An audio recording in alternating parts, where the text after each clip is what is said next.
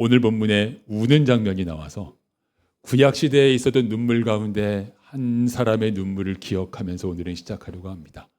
기원전 458년 제2차 포로기환의 지도자였던 에스라의 눈물입니다. 우리 함께 읽을까요? 에스라가 하나님의 성전 앞에 엎드려 울며 기도하여 죄를 자복할 때 많은 백성이 크게 통곡하며 이스라엘 중에서 백성의 남녀와 어린아이의 큰 무리가 그 앞에 모인지라. 포로기환이 이스라엘 유다 나라가 멸망하고 포로로 잡혀갔다가 돌아오는 게 3번 있었죠. 첫 번째는 성전 건축, 세 번째는 성벽 건축. 목표가 분명해요. 딱 눈에 보이게. 두 번째는 사람들에게 딱 잡히는 목표는 좀 아니에요. 가서 말씀을 가르쳐야지. 에스라가 이걸 목표로 세우고 2차 포로기환이 있었어요. 말씀을 함께 나누겠다고 돌아와 보니까 예루살렘과 유다에 벌어져 있는 상황이 너무나 어이가 없는 거예요. 제사장들을 비롯해서 지도자들까지 이방 혼인이 만연해 있어요. 이방인과 결혼하면 안 돼요. 결혼해도 되는데 구약 율법에 따르면 이방인이 하나님을 믿고 일정한 이 과정을 거쳐서 유대인이 돼야죠. 그리고 결혼하는 건 룻도 있었으니까 괜찮은데 여기 이방 혼인이라는 건 그들이 섬기는 신 그대로 섬기면서 그러면서 결혼을 해서 가정이 하나님도 섬기는 듯 했다가 이방신도 섬겼다가 뭐 이러는 상태가 된 거거든요. 그렇다는 사실을 에스라가 알게 되었습니다. 에스라가 예루살렘 올 때요. 지금 유다는 식민지고 바사, 페르시아가 식민지 지배국이죠. 식민지 지배국인 바사의 왕에게 전권을 받았어요. 네 말 안 듣는 자는 감옥에 가둬라. 더 안 들어 죽여라. 더 안 들어 집안을 멸망시켜버려라. 집도 다 헐어버려라. 완전 전권을 다 받아왔어요. 그런데 에스라는 그 권한을 사용하려고 하지 않아요. 이 사실을 알고 그날 하나님 앞에서 구약에서 회개하는 모습이 있죠. 옷을 찢고 머리털을 뜯고 수염을 뜯고 그러면서 하루 종일 하나님 앞에서 울고 회개 기도하고 앉아 있었습니다. 그랬더니 백성들이 모여왔어요. 누가 오라 그런 게 아니고 모여와서 자발적으로 이 문제 해결의 길을 찾아가기 시작합니다. 지금 우리가 에스라 10장 읽었는데 9장을 보면 에스라의 회개 기도가 꽤 길게 기록이 되어 있는데요. 에스라의 회개 기도를 보면 저에게 가장 인상적이었던 건 이거예요. 꽤 긴데 전부 다 회개의 주어가 우리예요. 우리가 이렇게 죄를 범하였나이다. 우리가 이렇게 죄를 범하였나이다. 그러니까 에스라는 지금 이방 혼인 죄 안 범했잖아요. 하지만 자기도 죄 범한 백성과 한 자리에 서서 자기도 죄인이에요. 한 자리에 서서 우리가 죄를 범하였나이다. 이렇게 기도하는 이런 장면이 이제 에스라서에 있습니다. 눈물로 회개의 기도를 드렸습니다. 예수님이 눈물 흘리신 적이 있어요. 신약 성경에 예수님이 눈물 흘리신 적이 몇 번 있을까요? 1번, 1번, 2번, 2번, 3번, 3번, 4번, 4번. 다수결을 할 수가 없지. 사지선다 중에 어느 걸까요? 제가 요즘 코가 괜찮은데 오늘 갑자기. 답은 3번. 첫째, 나사로의 무덤 앞에서 우셨어요. 둘째, 예루살렘 성에 입성하시기 직전에 우셨어요.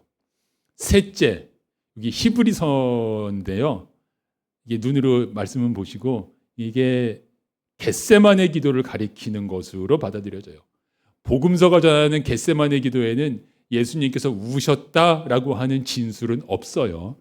근데 히브리서에서 심한 통곡과 눈물로 간구와 소원을 올렸다. 이것이 아마 겟세마네 기도였으리라 해서 신약 성경이 증거하는 예수님의 눈물은 이렇게 3번 있습니다. 예수님께서 우신 이유. 요한복음에서는 여러분 좀 이상하지 않아요? 나사로 이제 금방 살려내실 거예요. 그러면은 저라면 내가 살려낼 거니까 울지 마라. 이럴 것 같은데 그게 아니고 우셨어요. 나사로와 남매지간인 마르다, 마리아 그 여인들의 슬픔에 공감을 하여서 우신 거죠. 공감의 눈물이었다. 예루살렘을 위해서 운 누가복음 19장은 예루살렘의 죄악과 그 죄악 때문에 다가오는 심판을 생각하시면서 우셨어요. 우셨다라는 말씀 바로 다음에 예루살렘이 받을 심판에 대한 말씀이 쭉 이어지거든요. 그리고 겟세마네 말할 것도 없이 온 세상의 죄를 지고 십자가 달리실 것을 바로 몇 시간 앞두고 그 온 세상의 죄에 대해서 통곡하면서 우셨어요. 그러니까 예수님은 왜 우셨느냐?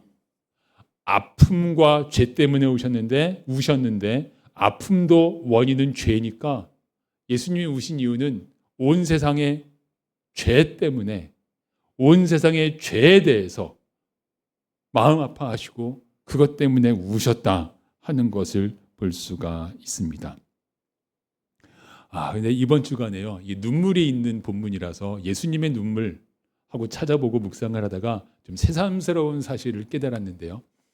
이 요한복음의 경우에는 일단 마르다와 마리아가 울고 있죠.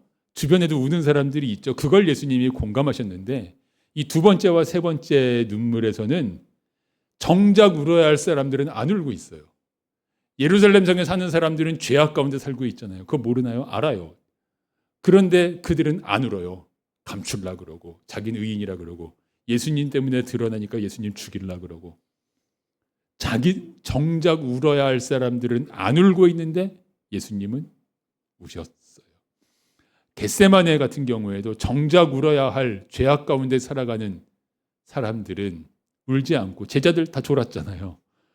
졸고 또 일부는 예수님 그 시간에 잡으려고 뛰어오고 있었잖아요. 그러고 있는데 예수님은 우셨다. 정작 울어야 되는 사람들은 안 울고 있는데 예수님은 우셨네 라는 걸 볼 수가 있어요. 에스라도 비슷해요.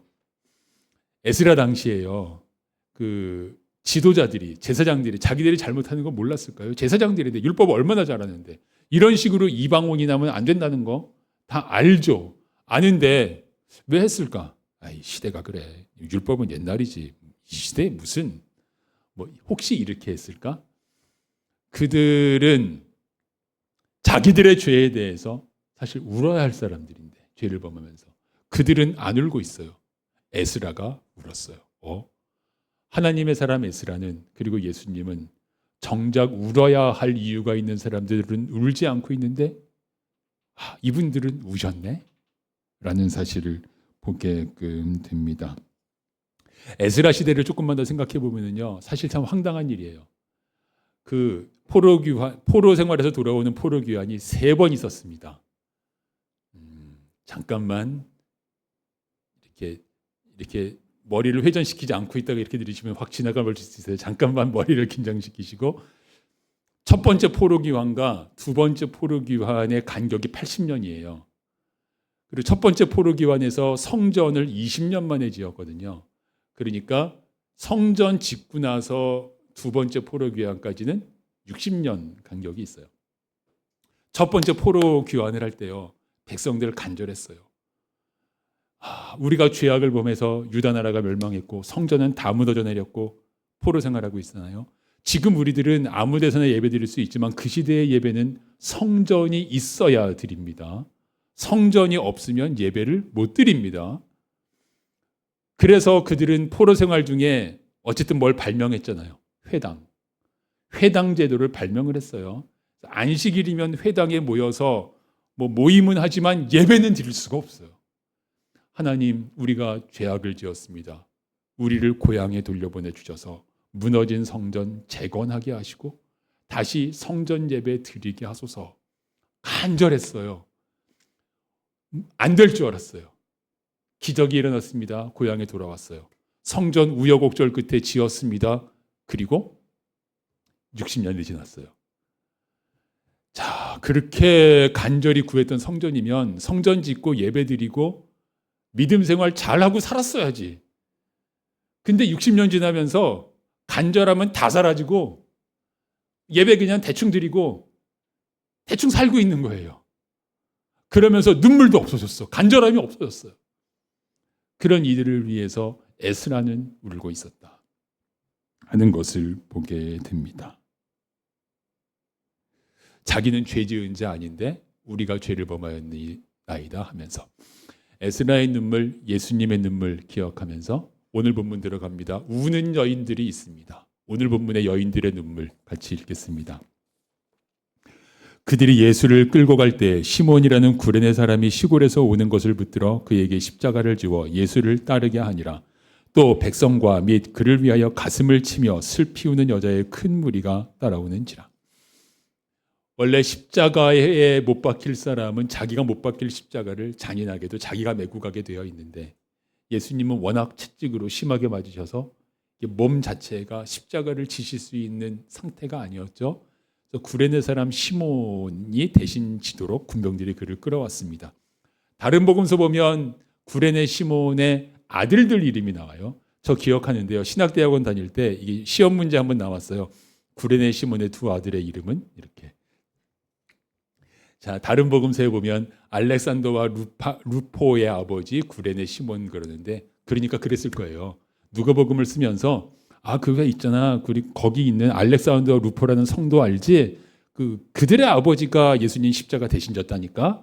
이제 이런 의미가 된 거예요. 그러니까 아마 구레네 시몬과 그 가족은 예수님을 믿었으리라. 그래서 알렉산더와 루포라는 이름을 말하면 다들 그들의 아버지 이렇게 알 수 있었으리라. 뭐 이런 건 짐작할 수가 있어요. 어쨌든 그런 구레네 시몬이 예수님 십자가를 지고 가고, 그때요 예수님이 십자가에 못 박힐 분이잖아요.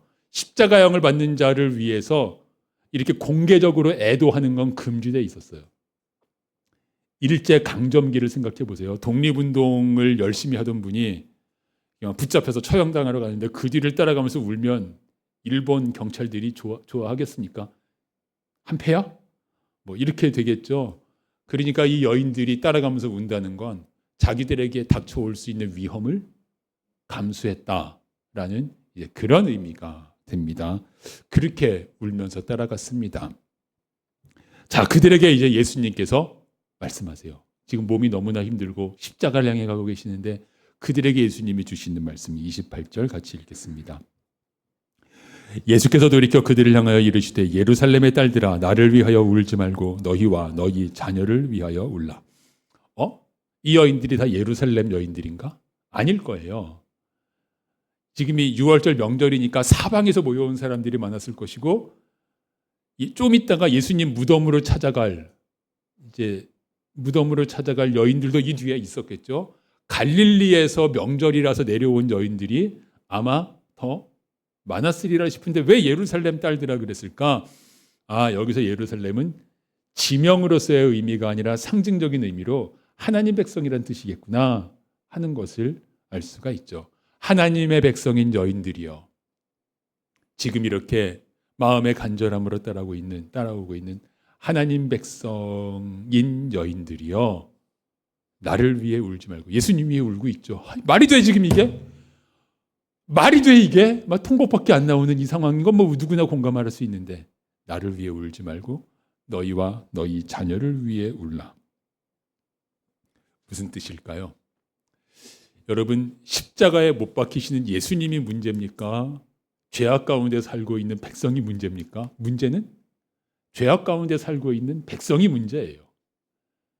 예수님 위해서 우는 것 그거 아니고 죄악 가운데 살고 있는 너희와 너희 자녀들, 이 백성을 위해서 울라. 우는 사람은 울기만 하고 끝나겠습니까? 그 문제 해결하기 위해서 뭔가 나서겠죠. 진심으로 운다면. 그러니까 이것은 소명을 주시는 말씀이에요. 죄악 가운데 살고 있는 이 백성을 위해서 울어라. 그것은 예수님을 증거하고 생명으로 인도하는 그 증인의 삶, 사도의 삶에 대한 말씀이기도 한 거예요. 십자가를 향해서 걸어가시는 그 걸음에 뒤를 돌으셔서 여인들이여 하고 사명을 주신 거예요. 그러니까 사실 이 말씀은 12제자가 먼저 받았어야 될 말씀인데 12제자는 지금 없어요. 다 도망갔잖아요. 다 도망간 그 자리를 여인들이 채우고 있습니다. 물론 12제자 돌아올 거지만 여인들이 앞장서 가지고 뭐 할 것 같았던 사람들은 도망간 그 자리를 이름 밝혀지지 않는 여인들이 채우고 있었는데, 그 여인들에게 주신 말씀이 너희와 너희 자녀들을 위해서 울라 말씀하셨습니다. 이어지는 말씀이 얼른 이해하기가 좀 어려워요. 울어야 될 이유에 대한 말씀이에요. 왜 울어야 된다고요? 이 백성의 죄악과 죄악 때문에 다가올 심판 때문에 울어야 되는 거예요. 죄악으로 끝나지 않고 죄악에는 반드시 심판이 따라옵니다. 죄악과 심판에 대한 말씀, 우리 이어지는 말씀 같이 읽을까요? 보라, 날이 이르면 사람이 말하기를 잉태하지 못하는 이와 해산하지 못한 배와 먹이지 못한 젖이 복이 있다 하리라. 그때 사람이 산들을 대하여 우리 위에 무너지라 하며 작은 산들을 대하여 우리를 덮으라 하리라. 푸른 나무에도 이같이 하거든 마른 나무에는 어떻게 되리요 하시니라. 얼른 좀 알아듣기 어렵죠? 심판이 너무나 엄중해서 어린 아기가 있으면 어린 아기 데리고 도망가기가 어려워요. 그러니까 심판이 너무나 엄중하니까 그때는 애 없는 여인이 빨리 피할 수 있으니까 그런 여인이 복이 있지. 심판의 엄중함에 대한 말씀이고, 그 다음은 산들아 무너지라, 이 말씀은 호세아서 10장에 거의 그대로 있는데요. 이런 뜻입니다. 심판이 엄중한데 죽지도 못하니까 죽는 게 낫겠어. 산아 내 위로 무너져서 나 좀 죽여다오. 이런 의미일 수 있고, 또 한편으로는 산아 우리 앞에 무너져서 우리를 좀 가리고 숨겨다오. 이러한 뜻일 수도 있고, 차라리 죽는 게 낫겠어. 아니면 우리를 좀 숨겨줘. 너무나 무서워. 이제 이런 의미가 이 가운데 산아 무너져라 하는 이러한 내용이고, 하여튼 심판에 대한 말씀입니다. 그리고 그 다음 푸른 나무에도 이같이 하거든. 더 어렵죠. 그 당시 속담이래요. 그 당시 속담인데, 푸른 나무는 생나무잖아요. 여러분, 생나무가 불이 잘 붙습니까? 안 붙습니까? 잘 안 붙죠. 근데 불이 워낙 센 불에다가 집어넣으면 타죠. 심판하면 불심판이란 말이에요. 불이 타오르고 있으니까 생나무도 타는데 마른 나무는 얼마나 잘 타겠어. 이제 일단 이런 의미인데, 푸른 나무, 생나무는 생명이 있으신, 생명의 주인이신 예수 그리스도를 의미하고, 예수 그리스도가 지금 죽음 앞에 서 계세요. 마른 나무, 생명 없는 이 말라버린, 바싹 말라버린 나무들은, 나무 같은 사람들은 심판날 심판불에 얼마나 잘 타겠어. 이런 뜻입니다. 심판의 무서움이 이렇게 다가오고 있고, 이 백성에게 이 심판이 다가올 거야. 그들을 위해 울어라. 그들을 위해 너희들은 무엇을 해야 되겠니? 하는 그 소명의 말씀을 예수님께서 주셨어요. 이 중간 부분이요, 호세아서에 있다 그랬는데 요한계시록에도 거의 그대로 있어요. 이 부분을 잘 이해하기 위해서 이 부분이 그대로 쓰인 요한계시록의 심판 장면 제가 읽겠습니다. 땅의 임금들과 왕족들과 장군들과 부자들과 강한 자들과 모든 종과 자유인이 굴과 산들의 바위 틈에 숨어, 그 다음에 산들과 바위에게 말하되 우리 위에 떨어져 보좌에 앉으신 이의 얼굴에서와 그 어린 양의 진노에서 우리를 가리라. 그들의 진노에 큰 날이 이르렀으니 누가 능히 서리요 하리라. 아까 나눈 대로 이 심판날의 심판이 너무나 엄중해서 산아 우리 앞에 무너져서 우리 좀 숨겨줘, 이렇게 할 만큼 그 심판은 엄중하리라. 요한계시록이 오늘 예수님 그 말씀을 그대로 받아서 이렇게 또 전하고 있는 것도 볼 수가 있습니다. 심판받는 자들의 절규가 이러하리라 라는 말씀이에요. 예루살렘의 딸들이여, 예수님을 믿는 이들이여, 하나님의 백성이여, 우리 예수님 십자가 생각하면 눈물 많이 나잖아요. 예전에 그 십자가 영화화한 그 영화를 고난주간에 우리 많이 보기도 했는데, 그때 막 보면서 안 우는 성도가 없죠, 당연히. 근데 예수님께서 말씀하시잖아요. 나를 위해 울지 말고 그들을 위해 울어라. 자기의 죄악 때문에 자기들이 울어야 되는데 자기들은 눈물도 안 나. 울 줄도 몰라. 울 생각도 없어. 감출 생각만 있어. 그들을 위해 울어라. 이것이 십자가를 향해 걸어가시는 예수님께서 주신 소명의 말씀이다 하는 것을 우리가 오늘 봤습니다. 사랑하는 성도 여러분, 오늘 본문에서 예수님께서 말씀하신 바와 같은 이 눈물을 언제 흘려보셨습니까? 우리가 여러 가지 의미에서 눈물을 흘리죠. 언제 울어보았는가? 여러분, 세상의 죄악 때문에 우십니까? 내가 사랑하는 이들 중에 우리 가족 전부 다 교회 다니고 전부 다 예수님 제자답게 살고 있어요. 이런 경우는 좀 드문 것 같아요. 교회 아직 안 다니는 가족도 있고 교회 간신히 출석은 하지만 자기가 주인인 줄 알고 사는 모습은 그대로고 뭐 이런 경우들이 있잖아요. 그런 모습 앞에서 우리들 얼마나 웁니까? 그들을 위해 울라 하는 말씀을 우리는 오늘 본문 가운데 받고, 너는 그들을 위해 울고 있느냐? 아니면 너 자신이 지가 주인인 것처럼 그러고 살고 있다면 너의 영혼이 지금 울어야 되는데, 너의 영혼이 이렇게 심각하게 병들어 있는데 너의 영혼을 위해서 너는 울고 있느냐? 너는 누구를 위해 울고 있느냐? 울고는 있느냐? 하는 질문을 오늘 본문에서 받습니다. 예수님을 거절하는 나의 사랑하는 사람들, 교회 출석은 간신히 하지만 믿는 자답게 살고 있지 않은 우리를 포함한 모든 이들, 너희들은 울고 있는가? 여러분, 요즘 새벽 기도회 시간에 로마서를 읽고 있는데 지난 주간에 로마서 1장에 이방인들의 죄에 대한 말씀을 읽어가고 있어요.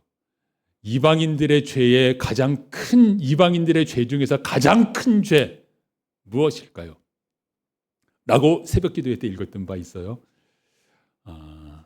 경건하지 않음이란 영어로 보면은 ungodliness, 하나님 없음. 주인이신 하나님을 제끼고 내가 주인이야 하는 게, 이게 가장 큰 죄다. 뭐 살인죄, 무슨 테러, 뭐 온갖 지저분한 죄, 이것도 다 죄지만 그 모든 죄의 근원, 가장 큰 죄는 경건하지 않음, 하나님 없다, 내가 주인이다 그러고 살아가는 거예요. 맞습니까? 내가 주인이다, 이것이 가장 큰 죄다. 내가 주인이다 하면 어떻게 되느냐? 우리의 인생에서 정말 중요한 건 영원한 것에 있다는 것인데, 영원한 것은 제껴버리고 영원한 것까지 거, 썩어지는 것에다가 온 마음과 온 정성 다해가지고 썩어지는 거 얻겠다고 살고 있어요. 그 썩어지는 게 뭐든지 자기 스스로는 지혜롭다고 생각하고 자기 스스로는 선하다고도 생각해요. 구제도 하거든요. 좋은 일에 돈도 쓰거든요. 나 착해, 나 괜찮은 사람이야 하는데 가장 큰 죄인이다. 왜냐하면 하나님을 시인하지 않고 ungodliness, 자기가 주인인 줄 알고, 그래서 썩어질 것에다가 온 마음 들고 살아가고 있는, 이게 바로 가장 큰 죄다. 여러분, 우리들의 부모, 형제, 자녀, 우리의 가족 가운데 이 큰 죄악 가운데 있으면서 그래서 심판을 향해 걸어가고 있는 이들이 있어요. 나는 그들을 위해서 울고 있는가? 그들이 교회 나오면 좋겠어는 하죠. 그들이 교회 나오게 해달라고 기도하죠. 근데 이것이 죄악된 삶을 살고 있고 심판을 향해 가고 있다는 사실을 절감하고 간절하게 그들을 위해 울고 있는가 하고 주님께서 우리들에게 질문을 하시고, 주님께서 그들을 위해 울라라고 오늘 말씀을 하세요. 근데 또 하나가 생각이 나요. 예수님의 눈물 3번 중에서 뒤쪽에 2번은 이 세상의 죄악과 심판에 대한 눈물이라고 하죠. 그런데 첫 번째는 나사로 무덤 앞에서 마르다와 마리아를 보면서 함께 공감하는 눈물이었잖아요. 이 눈물에 대해서는요, 이 눈물을 흘리라라는 말씀으로도 저는 오늘 말씀이 받아들여지더라고요. 여러분, 최근에 이 강단에서 우리 각자 도생하고 있지 않은가 하는 질문을 나누었습니다. 서로가 가진 마음의 소원, 아픔, 안타까움, 상처, 이런 것들을 공감하고 함께하는 것이 눈물이죠. 눈물, 그런데 그건 계속 펑펑 울기만 하는 게 눈물이 아니라, 눈물, 우는 것이 상징하는 건 이 공감과 함께하는 거잖아요. 여러분, 우리가 서로의 꿈과 서로의 소망과 서로의 아픔과 이것을 함께 붙잡고 운 지가 오래됐어요. 진짜 그렇잖아요. 저에게는 이것이 언젠가부터 계속, 주님이 이게 뭐죠? 저도 이렇고 하고, 우리들 안에서의 저에게 큰 기도 제목, 어쩌면 우리 교회를 위해서는 저에게는 가장 중요한 기도 제목인데, 오늘 말씀, 사실 이 9월 말에 십자가 향해 가는, 좀 엉뚱해 왜 이 말씀을 읽지 할 때지만, 이 말씀 속에서 지금 우리에게 주시는 우리의 문제에 대한 하나님의 말씀을 만납니다. 너희들은 울고 있느냐? 너희들은 울고 있느냐? 서로 그냥 만나서 얼굴 보고 인사하고 가는 거잖아. 너희들은 울고 있느냐? 라고 하는 질문을 받게끔 됩니다. 책망이 아니고요. 우리들을 돌아보게끔 하시는 말씀인 거예요. 지난 주일 오후에 성도님들 한 7, 8분이 한 3시, 4시 정도까지 찬양하면서 서로 나누면서 이렇게 1층에 앉아 계셨어요. 우리 교회에서 좀 드문 일이었어요. 저는 거기 함께 하진 않고 따로 제 일을 하고 있었지만 그 모습을 보면서 참 이렇게 행복했습니다. 주님께서 참 좋으셨으리라 생각했습니다.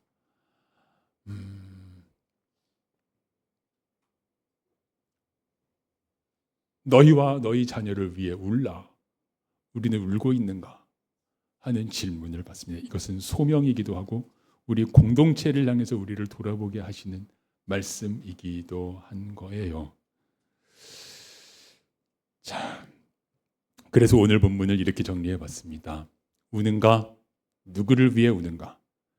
죄악 가운데 살고 심판을 향해 가면서도 자기 영혼이 병든 것에 대해서 슬퍼할 줄도 모르는 나 자신을 위해서, 그리고 내가 사랑하는 누군가를 위해서, 그리고 이 백성을 위해서. 여러분, 제가요 전에 건강에 관한 강좌를 꽤 오래전에 들었는데, 누구 하면은 그때 건강 강좌 많이 하시던 어느 장로님이 계세요. 그분이 이런 얘기 하시더라고요. 이렇게 눈물인데 막 억울해서 울고 슬퍼서 울고 하는 눈물 말고 이런 감동의 눈물들은 이게 건강에 매우 좋대요. 그 눈물을 흘릴 때 호르몬 작용 이런 게 매우 건강을 많이 증진시킨대요. 그래서 본인은 어떤 연속극 같은 거 보다가 그냥 자기는 그냥 이렇게 있는데 옆에 있는 부인이 연속극 보면서 이렇게 막 울고 있으면 나보다 오래 살라고 저렇게 울지, 이런 생각을 하셨다는 거예요.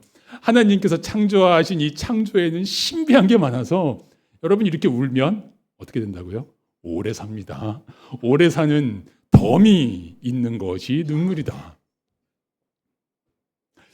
이것은 덤이고, 주님께서 말씀하셨습니다. 애통하는 자는 복이 있나니 여기 적어드렸는데 8복 중에 몇 번째인지 기억 안 나시죠? 2번째예요. 첫 번째는 다 아시죠? 마음이 가난한 자. 두 번째가 애통하는 자는 복이 있나니 저희가 위로를 받을 것이며. 위로가 뭘까요? 주님께서 이 땅 위의 삶에서도 위로해 주시고, 그 다음에는 삶을 마치고 주님 앞에 섰을 때 그때 주님께서 나에게 해주시는 것, 이 위로라고 하는 인간의 언어로는 이게 표현이 다 안 되는데 위로라고 표현을 하신 것 같아요. 인간의 언어에 없으니까.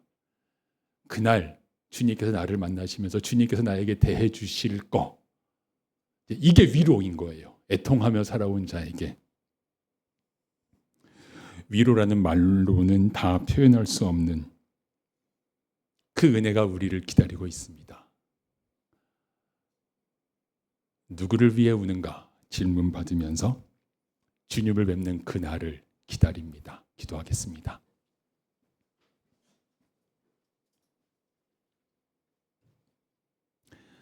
하나님 아버지, 눈물이 말라버리고 마음이 강팍해진 우리를 불쌍히 여기시고 우리에게 주님 주신 이 사명을 따라 눈물 흘리며 주께서 주신 이 축복의 길을 걸어가게 인도하옵소서.